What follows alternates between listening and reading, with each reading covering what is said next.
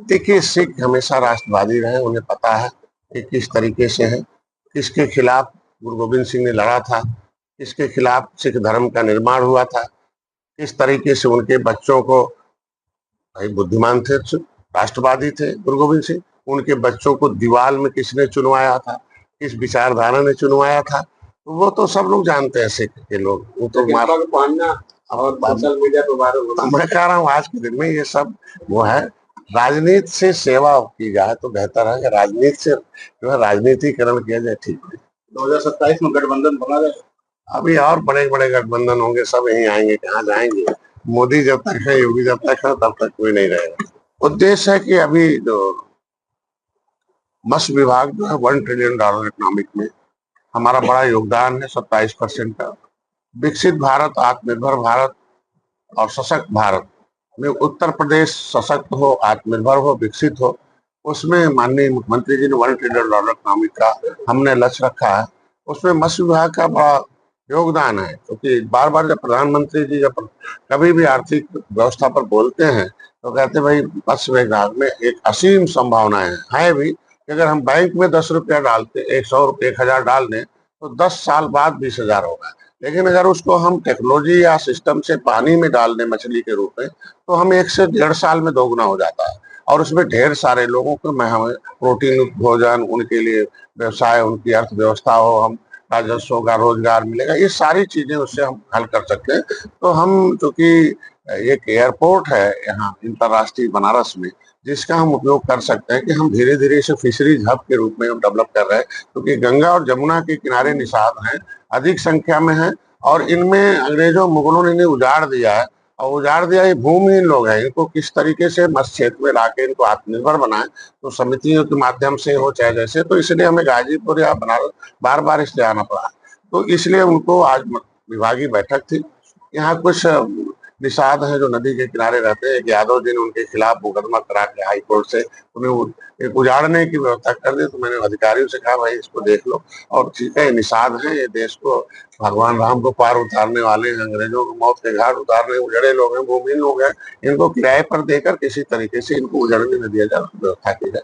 तमाम विभागीय समीक्षा, केसीसी नहीं मिल रही थी, हमारे लोगों के पास जमीन नहीं है, तो किसान क्रेडिट कार्ड तो जिसका जमीन मिल जाती, तो मैंने माननीय प्रधानमंत्री से एक आदेश कराया आरबीआई से कि किसी निषाद के पास 1 इंच भी जमीन नहीं है, केवल आधार कार्ड है, वो मत्स्य क्षेत्र में व्यापार करना चाहता है, तो पहले तो 1.5 लाख था, अब 3 लाख रुपए उसे 4% ब्याज पर उसे मिलेगा केसीसी। तो बैंकर्स मैंने बुलाया था एलडीएम को कि आप केसीसी इनकी तुरंत बना दो, क्योंकि 144 फार्म आए, उसमें से केवल 14 लोगों को मिला हुआ। तो हमने कहा उसकी प्रगति अगली बार बैठक में 100% होना चाहिए, कि जिसने लाभार्थी है, जो सरकार के द्वारा चयनित है, या उसने पट्टे धारक है, या रजिस्टर्ड मत्स्य पालक है, तो उसको केसीसी देने में आपको नहीं, क्योंकि हमारे विभाग ने अटेस्ट कर दिया, तो आपको पैसा देना है वो दे दो, और उनको विकास के रोजगार के क्षेत्र में बढ़ावा देने के लगातार प्रयास किए जा रहे हैं।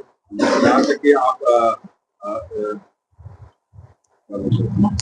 इसको जो पैसे जो देते हैं, वो इंटरेस्ट जो होता है, उसमें भी सारा सब्सिडी, हाँ, में सरकार जो है काफी मदद। देखिए 7% तो है, अगर वो 1 साल के अंदर व्यापार का हिसाब किताब कर देता तो 3% केंद्र सरकार देती है, उसे 4% के ब्याज पर उनको हम भाव दे रहे हैं। और इससे बहुत कुछ हुआ।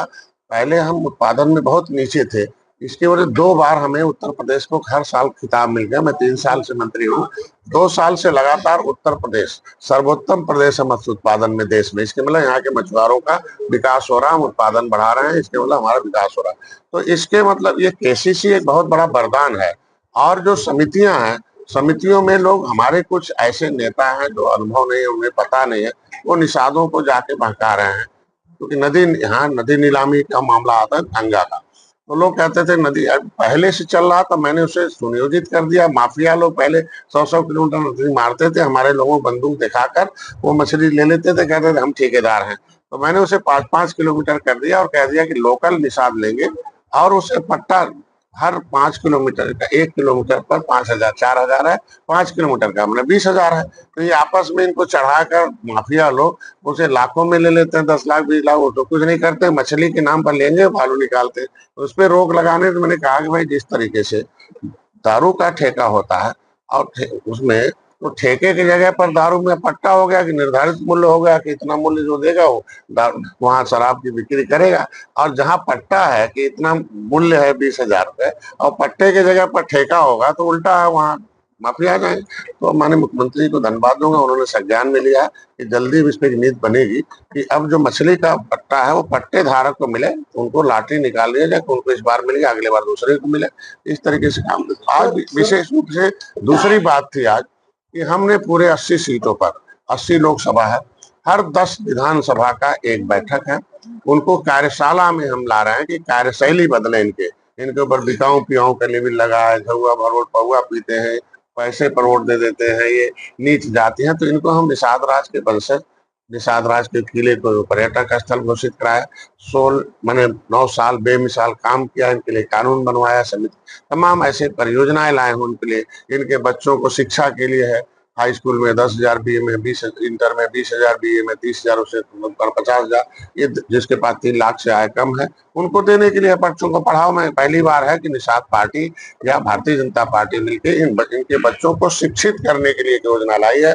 वो जो है और ये जरूरतमंद मिल जाए, इसके लिए बैठक करनी जरूरी है। इनके आज आप अधिकारियों के साथ बैठक की, ये किस तरह की बैठक? ये बैठक है समीक्षा की मतलब ये तो केसीसी जैसे मिल जाए, पट्टे धारक को समय सीमा के अंदर उनका रजिस्ट्री हो जाने तो फिर परियोजना का लाभ नहीं पाते हैं। और ट्रेनिंग कराई जाए इनको, जितने पट्टे धारक हैं इनका आय दोगुना कैसे होगा, जब तक वो ट्रेंड नहीं होंगे तो उनको जिले स्तर पर, ब्लॉक स्तर पर ट्रेंड करने के लिए हमारे पास है। मैंने नहीं था। आप जो कह रहे हैं कि 4% तो केसीसी मिल रही है, हमारे पास एक किसान आया, उन्होंने बताया कि हमें 8% तो सब्सिडी के बाद 8% मिल रहा है। अगर 1 साल के अंदर वो नहीं चुकाता है तो वो निश्चित रूप से वो नियम के अनुसार होगा। साल भर के अंदर जो इसको देगा, मार्च टू मार्च होता है, तो मार्च से पहले हिसाब कर दे, फिर ले ले। तो हिसाब नहीं करेगा तो निश्चित रूप से जो नियमानुसार बैंक तौर से 6 दिन पहले ही जमा किया था सर। नहीं, अगर है तो उसको हमें दे दे, हम उसको सही करा दें। अगर ऐसी शिकायत मिलती है तो उनके खिलाफ कार्रवाई होगी। कहा गया कि कहा गया लिखित चार्जेस जोड़ करके कहना और लिखित रूप से देना। अगर बैंक ने लिखित नोटिस दी है 8% जमा करने का, दिया जाए। अगर वो समय सीमा के अंदर है तो उनके खिलाफ कार्रवाई होगी और उसे जो निर्धारित जितना निर्धारित है वही लिया जाएगा, वही उसको है। सरकार उस गरीब और लाभार्थी हर व्यक्ति के साथ खड़ी है और किसी भ्रष्टाचारी को सजा देने के लिए भी खड़ी है कि इसमें किसी प्रकार का जो नीतियों के विरोध में काम करता है, जनता के मंशा के अनुरूप, अवनीत के मंशा के अनुरूप नहीं काम करता है, ऐसे अधिकारी सब दोषी कार्रवाई में सर अक्सर सुना जाता है पौवा पावा, अक्सर चर्चा करते हैं, ये क्या है सर?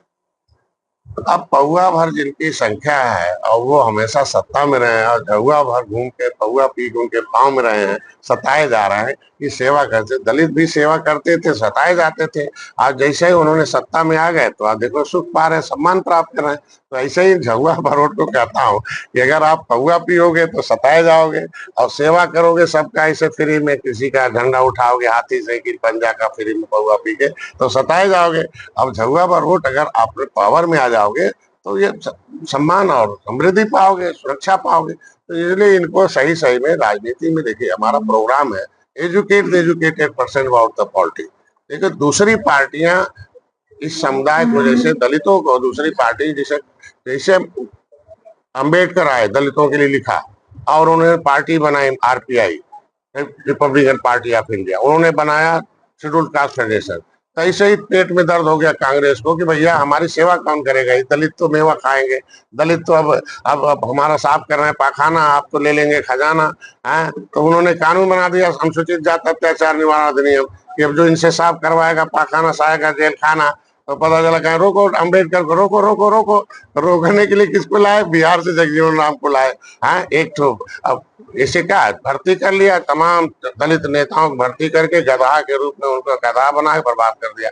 लेकिन कांशीराम आए तो उन्होंने political godfather of upper caste Pandit Jawaharlal Nehru ने कहा भाई उन्होंने देखो समाज की अपनी सोच बदल दी। तो देखो धर्म के साथ साथ राजनीति पढ़ लिया, देखो पावर में है। अटल बिहारी वाजपेयी आए तो उन्होंने political godfather of leather man के रूप में उन्होंने अपने समाज का कार्यशाला लगाया। और देख लीजिए आज वो सत्ता में है, पा रहे चाहे गधों से दूर हो जाओ और उनको समझाओ और पार्टी के झंडे के नीचे आओ, नीति बनाओ। मुलायम सिंह आए जैसे उन्होंने ओबीसी के नाम पर आया और अपने मिल्कमैन को जगाया, तब तक रामनिवास यादव पहुंचा दिया, क्या बना दिया मुख्यमंत्री। रोको रोको रोको, ये क्या पिछड़ों की जगह रहा है भैया। आए उसी तरीके डॉक्टर संजय जैसे आए कि जो भाई मिल्कमैन है और लेदरमैन है, तो अदर मैन कहाँ जाएंगे, बाकी वंचित जातियां हैं वो कहाँ जाएंगी, तेली बड़ई लहार कहार पाल करेरी केवट बल्ला बिन कश्यप कहाँ। तो जो अदर मैन है, तो उन्होंने कहा भाई हमें भी एक पॉलिटिकल गॉडफादर चाहिए जो हमें पॉलिटिक्स पढ़ाए। तो डॉक्टर संजय को उन्होंने पकड़ लिया। हमने कहा जितना भी दूसरे पार्टी में तुम्हारे बिरादरी के नेता है वो गधा जैसे ढो रहे हैं, अपने अपने वजन से ज्यादा, ये इनसे थोड़ा दूर हो जाओ और आदमी की तरह आ जाओ, पढ़ाई लिखाई करो और राजनीति में आओ। राजनीति से ही तुम्हारी समस्या का, नेता से नहीं, नीति से भला होगा। नीति तब होगी जब टोपी झंडा नारा तुम्हारा विधानसभा में जाएगा। तो दलित अपना टोपी झंडा नारा लेके नीति बन गए। देखिए अनुसूचित जाति अत्याचार निवारण अधिनियम से सुरक्षित है, तो जब उसी पन्ने में लेदरमैन वाशरमैन सुरक्षित है, तो राष्ट्रपति ने लिख रखा फिशरमैन भी है। मझवार गांड तोरैया खरवार बेलदार करोड़ कोली 7 नामों से। तो हम असुरक्षित इसीलिए हैं कि मेरे समाज के तमाम गधा रूपी नेता बैठकर हमारे समाज के आरक्षण लुटवा रहे हैं। तो अपने समाज से कहता हूँ गधों से दूर रहो और आराम से शेर बनो, निषाद राज के वंशज, अपना टोपी झंडा नारा लगाओ और जाके सदन में पहुंचाओ। हर जाति के लोगों को लाओ, हर जाति चाहती है निषाद का भला हो जाए, तो दूसरी बिरादरी को लड़ाओ चुनाव और लड़ा कर उनको अपने समाज की आवाज उठवाओ, उनका वोट भी अपना वोट भी लाओ और जो निषादों का संवैधानिक अधिकार दिलाए उन्हें चुनाव लड़ा के विधान। तो ये पंचायत चुनाव, विधानसभा चुनाव उसकी तैयारी है। अब इसीलिए 10-10 विधानसभाओं के कार्यकर्ता हैं, 40, 50 जो सेक्टर अध्यक्ष हैं, उनका कार्यशाला है कि भैया कार्यशाला मतलब कार्यशैली बदलो। ये पौआ झुआ रोड जो पौआ पी रहा उन्हें पर्चा पढ़ रहा हो कि भैया हर घर घर में अम्बेडकर वादी की चर्चा कराओ और हर हाथ में संवैधानिक अधिकार का पर्चा थमाओ। तो एक मैंने स्लोगन बनाया कि घर घर में होगा अम्बेडकर वादी की चर्चा और हर हाथ में होगा संवैधानिक अधिकार की पर्चा। हर जाति हर धर्म को संविधान में अम्बेडकर ने अधिकार दिया है, वोट डालने का अधिकार दिया है, तो शिक्षा भी पाने का अधिकार है। तो शिक्षा तो फ्री होना चाहिए, अटल बिहारी वाजपेयी ने कहा ना। अब जिसके पास पैसा होगा उसका बेटा पढ़ेगा नहीं सड़ेगा। तो हम कहते हैं जब माननीय अटल बिहारी वाजपेयी इतने अच्छे, पंडित दीनदयाल की सोच यही थी कि निचले पावदान पे रहने वाला व्यक्ति को जीवन में उदय हो, अंत्योदय हो, उसका जीवन में उदय हो, निर्बल से सबल बने। तो उसके बच्चे को तो शिक्षा फ्री होनी चाहिए ना आज के दिन में। तो आज के दिन में यह व्यवस्था हो, अटल बिहारी वाजपेयी का चिकित्सा फ्री हो। झुआ बरोड पौआ पी कर जिसको दे देता हो, पावर में रहते हैं, कोई सुनता ही नहीं। आज कम से कम मोदी योगी सुन रहे हैं, इसलिए कि इनका टोपी झंडा नारा है। तब इनको रोकने के लिए तमाम नेता पैदा हो गए हैं। अब उनकी आदत ही है कि जो क्या कहते हैं इम्पोर्टेड नेता हैं, वो बेचारे हमेशा इंपोर्ट के चक्कर में अपनी कीमत बढ़ाते हैं। इंपोर्ट का मतलब ही जानते हैं। मंत्री जी, इन दिनों जो मायावती जो राम भद्राचार्य पर जो आक्रोशित है और ये उनका आरोप लगा रही है कि मनुस्मृति की वो बात कर रहे हैं।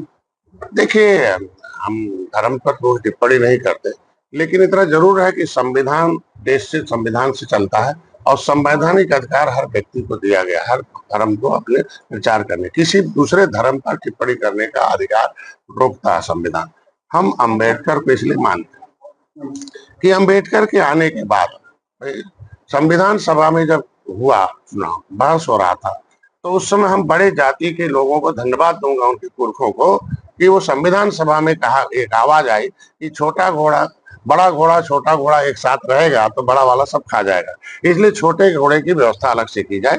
तो बड़े लोगों ने कहा कि हम लोग बुद्धिमान लोग हैं, पढ़े लिखे लोग हैं, हम लोग कमाएंगे और देश को टैक्स चुकाएंगे, और जो टैक्स सरकार को आएगा उससे इन गरीब के बच्चों को फ्री में पढ़ाएंगे और फ्री में नौकरी दिलाएंगे। लेकिन 23% आरक्षण हो गया, लेकिन उसमें एक ही 66 समूह में से एक ही समूह लेदरमैन का कब्जा हो गया, अदरमैन बेचारे बना। तो मैं तो नहीं कहूंगा कि आज के दिन में अम्बेडकरवादी सोच के अगर जितने भी लोग नेता हैं और जो भाषण देते हैं मंच पर, चाहे कोई भी हो, बहन जी भी हो, तो ये 66 समूह जो है संविधान में जो लिखा है, तो संविधान में सूची अंबेडकर ने बनाया है, तो उस अंबेडकर में जो सूची बनी है, अगर उनका हिस्सा लूटा जा रहा है तो इसके मतलब अंबेडकर की आत्मा को ठेस पहुंचाया जा रहा है। खाली लेदरमैन को दिया जा रहा है, अदरमैन अगर भीख मांग रहा रोड पर, इसके मतलब आत्मा को ठेस पहुंच रहा है अम्बेडकर को। तो अम्बेडकरवादी वही हो सकता है जो अम्बेडकर के लिखे हुए एक एक शब्द को लागू कराए, तब भी माना जाएगा। इसलिए असली में अम्बेडकरवादी ये निर्बल इंडियन शोषित हमारा हमदर्द, निर्बलों के साथ अम्बेडकर फाइट कर खड़ा रहे, निर्बलों के साथ संविधान खड़ा रहा, देश को कमजोर किया था अंग्रेजों ने, इसलिए संविधान बना, आज मजबूत हो रहा है। वो जब तक संविधान नहीं था अंग्रेज लूट रहे थे, संविधान बनने के बाद एक बार व्यवस्था में हम तीसरे नंबर पर हैं, एक नंबर पर आने वाले हैं, सब शिक्षा में, रोजगार में, सशक्त भारत, आत्मनिर्भर भारत, ये जो विकसित भारत हो रहा है संविधान की देन है। इसमें सभी लोग आए थे, मैं उम्मीद रखता हूँ कि निचले पावदान पर रहने वाले व्यक्ति को गाजीपुर में डॉक्टर संजय निषाद जी का क्या क्या कार्यक्रम है? और आज के दिन में जमनिया में चंदौली लोकसभा के और गाजीपुर लोकसभा के ये 10 विधानसभाओं के कार्यकर्ताओं का बैठक है। कार्यकर्ता के 20 गुण होते हैं, उनको बताया जाएगा कि भैया न तो बुद्ध ने विचारधारा फैलाया था, न जिंदाबाद किया न मुर्दाबाद किया। हम कहते हैं कांसी राम आए, न जिंदाबाद किया न मुर्दाबाद किया, उन्होंने विचारधारा बदला, सोच बदला। आप अपनी राजनीतिक सोच बदल दो कि पौवा पीने वाले में रहोगे या पॉलिटिकल रहोगे। तो इनको कहने में हमें पॉलिटिकल बनना है, पॉलिटिकल रहेंगे तो सम्मान और सुरक्षा मिलेगा। तो इनको सोच बदलने के लिए वह आज के दिन में कार्यक्रम है। आज भारत पाकिस्तान का मैच हो रहा है और विपक्ष इसका लगातार विरोध कर रहा है। और हम कहते हैं मैच होता है और हमारे खिलाड़ी जीतेंगे। वो खेल तो उसी भावना से हमारे लोग खिलाड़ी लड़ते हैं, जैसे भारत पाकिस्तान का जो बॉर्डर है वैसे वो खिलाड़ी भी लड़ते हैं। मैं खिलाड़ियों को आज के दिन में जीत की अग्रिम बधाई दूंगा कि उसी सोच और उसी भावना से लड़े और जीत कर आए और स्वागत किया जाए। हम लोग पिछले दिनों आपने कहा था जमानिया में कि पावर जो है योगी जी के पास है, पावर मोदी जी के पास है। आज के कार्यक्रम में क्या पावर? निश्चित रूप से इनको बता रहा हूँ भाई, तुम्हारा आरक्षण लूटने वाले धोखेबाजों से सावधान रहो। कौन लूटने वाले हैं भाई? पंडित जवाहरलाल नेहरू ने जब सदन में बोल दिया, लिखा पत्र सभी राज्य सरकारों को कि मैं आरक्षण का समर्थक नहीं हूँ, और नौकरी में तो कच्चा ही नहीं हूँ, उसी को तो मोदी पढ़ रहे थे। और विरोधी जो है आगे काट दिया, पीछे कर दिया कि मोदी विरोधी है। अरे यार, जब पत्र लिखे हो कांग्रेस और उसने हमारे फाइल को गायब कराई हो, पब्लिक फाइल 74/4/1950, जिसमें लिखा है कि who are leatherman, who are fisherman, who are craftsman, who are, ये 66 समूह का डिस्क्रिप्शन ऐसे आंख मूंद के थोड़ी लिख गया संविधान। देश से राज्य सरकारों से नोटिफिकेशन आया था और वहां से प्रस्ताव के बाद संविधान में लिखा। वो प्रस्ताव की जो फाइल है 74/4/1950, इनके कांग्रेस के 2 मंत्रियों ने गायब करा दिया। और सपा बसपा हमारी फाइल गायब कराने के लिए 10 साल बिना शर्त समर्थन किया। ये तो हम लोगों के विरोधी है ना, आरक्षण विरोधी। जितनी सरकारें उन्हें हटाओ, और मोदी आरक्षण दे रहे हैं, महिलाओं को दे दिया, अपर कास्ट को दे दिया 10%, राम मंदिर के साथ निषाद राज किला बन गया। तो मोदी, योगी जी ने एक प्रस्ताव दिया। देखिए, योगी जी को धन्यवाद इसलिए देता हूँ कि जब वो सांसद थे तो हमेशा सदन में निषादों की आवाज उठाते थे। हम तो डॉक्टर थे, उससे पहले तो हमारी लड़ाई योगी जी लड़ते थे, आज भी लड़ रहे हैं। तो जब उन्होंने आवाज उठाई है कि नहीं, निषाद अनुसूचित में है, इसका सर्टिफिकेट मिलना चाहिए, सपा कांग्रेस विरोध गलत कर रही है इनके साथ। हम जब रेल आंदोलन किए तुम्हारे साथ सड़क पर बैठे आंदोलन में, तो अखबार में आपके साथ पावर आ जाएगा तो बहुत। तो मैंने कहा कि तो योगी जी ने अगर पत्र लिख के आरजीआई को पूछा कि भाई ये डॉक्टर संजय कहते हैं और हम भी कहते हैं कि केवट मल्ला मझवार है, अनुसूचित जात का हकदार। आरजीआई ने लिख के दे दिया केवट मल्ला मझवार अनुसूचित जात का हकदार है। तो अब इसको लेने के लिए इनको खड़ा होना पड़ेगा। तो जिसको लेना होगा आए, तो पावर में मोदी योगी है, उनके साथ रहेंगे तभी तो पाएंगे। और जो पावरलेस है उनके पास क्या होगा? कुछ नहीं होगा। यूपी में लॉ एंड ऑर्डर की बात होती है। आपकी सहयोगी पार्टी एक सीताराम उपाध्याय जो कार्यकर्ता था, उसको पुलिस उत्पीड़न में मारा जाता है और नौनारा थाने में उसके जो है मौत हो जाती है। अभी मैंने अधिकारियों से पहले वही लॉ एंड ऑर्डर पर ही बैठक हुई थी और आला अधिकारी आए थे, उन्हें सच्चाई हुआ और उन्होंने कहा कि इसमें हम लोगों ने जांच लिख दिया है और कुछ लोगों पर कार्रवाई हो। जो भी इस जांच में जद में आएगा उसके रिपोर्ट के अनुसार उनके खिलाफ कार्रवाई होगी। और निश्चित रूप से जो पीड़िता है, जिनके खिलाफ अत्याचार हुआ है, वो पीड़ित जो मृतक परिवार है, उनके साथ हमारी सरकार खड़ी है और उस पर जरूर कार्रवाई होगी जो इसमें दोषी पाएंगे। राम भद्राचार्य जी जो इस समय ये कह रहे हैं कि जब पश्चिम यूपी में जाते हैं तो उन्हें लगता है कि वो मिनी पाकिस्तान में आ गए हैं। किसी भी धार्मिक व्यक्ति को हमको लगता है कि धर्म ही प्रचार किया जाए तो बेहतर है, और किसी राजनीतिकरण में हो तो बेहतर होगा। राजनीति अलग है, धर्म अलग है। तो हम लोग चाहते हैं कि राम भद्राचार्य का हम सम्मान करते हैं, हम धन्यवाद देते हैं। लेकिन आज के दिन में जो जनता है, जो राजनीतिक क्षेत्र में है, अलग विषय है, उस पर हम लोग कुछ नहीं कर सकते। मैं चाहता हूं कि हम हमेशा राम भद्राचार्य का मैंने सम्मान किया, आज भी कर रहा हूं, हमेशा करता रहूंगा।